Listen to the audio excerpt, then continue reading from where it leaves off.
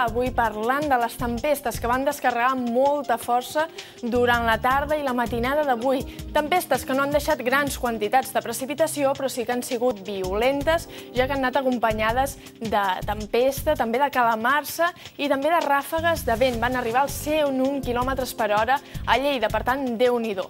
A hores d'ara aquest front ja ens ha travessat, tot i que en l'ampliació veiem encara algunes nuvolades, sobretot en punts del nord-est del país. A hores d'ara estan deixant encara precipitacions intenses, sobretot a la zona de l'Empordà, a les comarques de Girona. Aquí poden veure aquestes taques més vermelles, més intenses, que segurament a hores d'ara estan descarregant amb molta intensitat i acompanyades de tempesta. Per tant, durant el matí d'avui encara ens esperen molts núvols, sobretot a la meitat nord, més cap al litoral, Costa Brava, Costa Central. En canvi, al sud, més sol per l'entrada d'aquest mestral que netejarà el cel i la tramuntana, que començarà a bufar amb força. Això farà que les temperatures avui siguin més baixes, sobretot a la meitat nord del país.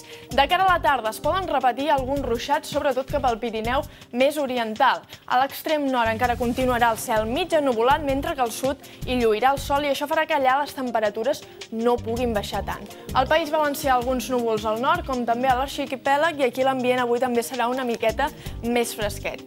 I en l'abans de previsió podem veure que de cara a demà encara hi haurà algunes restes de núvols, però sembla que la resta de setmana s'imposarà el sol i sobretot les temperatures a poc aniran augmentant fins que dijous tocaran sostre. Fins ara!